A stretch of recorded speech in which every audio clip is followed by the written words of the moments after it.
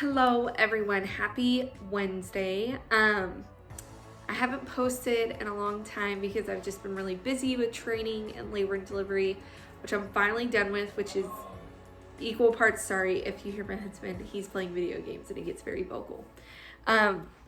Equal parts not relieving, equal parts like, oh cool, like I'm moving along, but also terrifying because now every decision I make is 100% on me. Which is kind of, I mean, everybody is there to help. Everyone helps you so much. Like my first night on my own, I got so much help, like every single step of the way. But it's still all you. Like no matter how much help you get, like you're still doing all the work. So and every decision is on you. Like your charge nurse can't be there like making sure you're making all the right decisions because they have like 8 other nurses to help out and take care of. So it's a little scary. I'll tell you about my first night, and maybe if I have enough time, because I can only do 10 minutes on these IGTV videos, I'll talk a little bit about training. So my first night, oh my gosh. First night on my own was just a little hectic. I thought, oh, I'm going to get an easy patient, blah, blah, blah. Like, they're not going to be too hard on me, which they weren't. But she turned into kind of like a hot mess express. So I get on shift. The day shift nurse is like, yeah, she's like 6 centimeters. She's thinned out, like baby's still up a little high, but you know, she goes fast, which means, you know, she has her babies pretty fast. She had 2 kids before. Well, I proceed to ask the mom a couple questions, and she's Spanish speaking only, so I had to use a translator phone.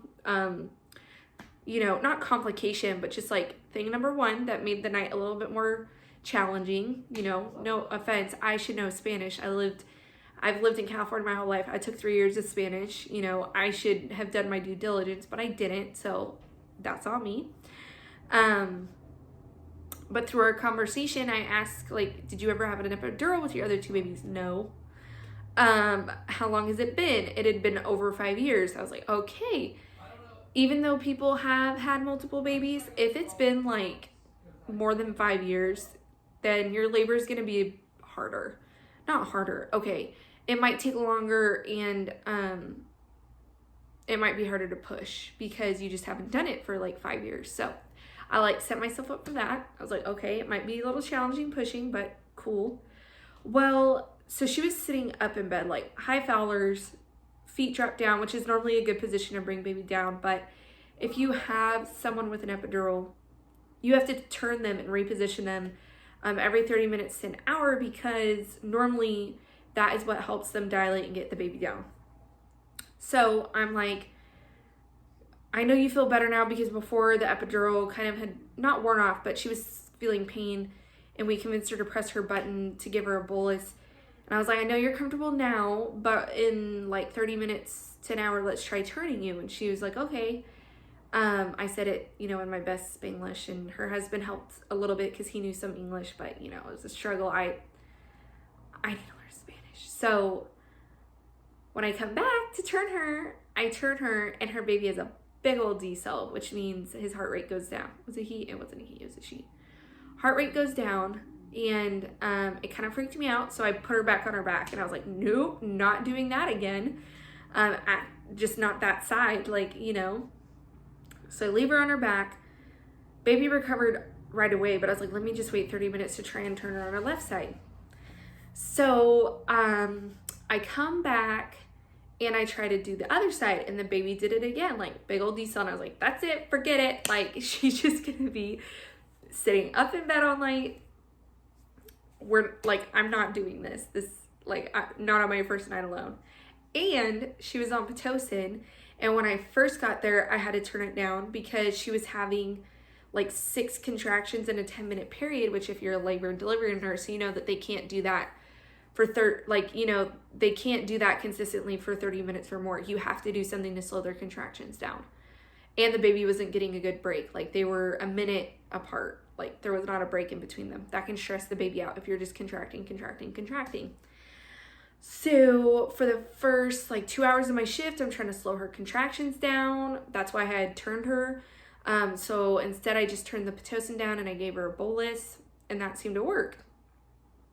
But then an hour later, her contractions would start up all over again.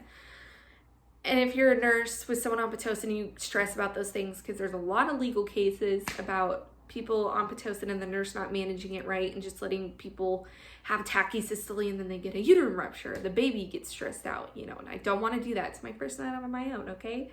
So I was like, I'm not playing games with this. Well, that came back later to bite me. So, you know, I get her contractions in like a pattern that I'm comfortable with. And I finally like, okay, let's just like let's just check her. Let me check her. It'd been 4 hours since she'd been checked. I check her and she's like only at like a 7.5.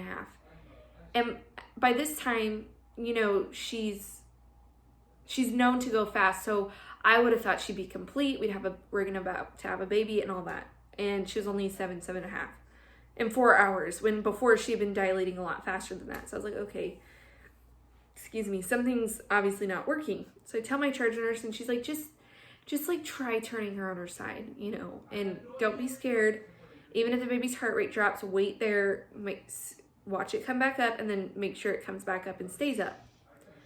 So I do that and it works. At some point the doctor comes, I let the doctor know about the 2D cells. So he comes in and places a fetal scalp electrode, which if you know, it goes into the baby's scalp. It's not barbaric, you guys. A lot of people think it's barbaric. It's so tiny and it's so superficial that literally when he told me to check her 2 hours later, me barely touching it dislodged it. And I actually accidentally removed the fetal scalp electrode unintentionally by because the way it comes out is you untwist it. Well, as I was checking her, I was kind of like going around it and stuff. And I think that motion untwisted it and it came out. I was like, oh my gosh, are you kidding me? Like, rookie mistake. I hate doing vaginal exams with a fetal scalp electrode in. It stresses me out to no end because you're like you touch it and it stops doing the baby's heart rate and you're like, oh my gosh. So I hate it. So yeah, I check her 2 hours later when the doctor tells me to. She's like, maybe an 8, maybe. And I'm like, okay. So I start doing like hip tilts instead of like a full her laying on her side. I just do a tilt of her hips. And I let the doctor know that she hasn't changed that much. So he comes in to do an IUPC to see if her contractions are really as strong and effective as they look on the external monitor. So he walks in and I'm like, you know what? She's kind of like shivering, like she's cold and she, you know, kind of feels warm. Let me just check her temperature while he's in here. She has a fever. And this is like 2 a.m. So I'm like halfway through my shift. And he's like, yeah, order antibiotics and the Tylenol. Luckily, I didn't have to do a sepsis workup because she didn't meet the criteria for sepsis. You have to have like 2 or 3 criteria, which she only had a fever. If she was tachycardic and her white blood cells were high or respiratory rate was high, then yeah, we'd have to do a sepsis workup. But I was like, oh, thank you, Jesus. Because that is a whole nother can of worms. And even just this maternal temp like threw me off. So now I'm like, oh, we got to call NICU for the delivery, which they had. Our poor NICU team had been to every delivery that night. Like, it was just a bad night for babies. So I'm getting through that. And then from that point on, it's tachysystole still and the fever. So I'm like dealing with getting her antibiotics, turning her pit down, turning her from side to side to get her dilated.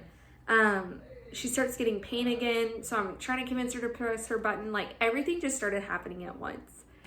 And then lo and behold, at like 5 a.m., she tells me she feels pressure and she's at a 9, you know, and I'm like, oh my gosh, we're about to have like a delivery right before shift change. And yeah, she delivered at 6:02 and it was crazy because right when the doctor got in there, he checked her and he saw mech.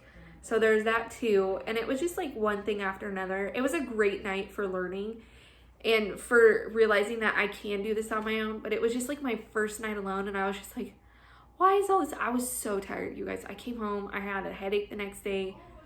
I was so tired. But like, it felt good to accomplish all that by myself. But at the same time, like, it's so much different. So take all you can in when you're training. Do everything you can, because when you're on your own, you are on your own.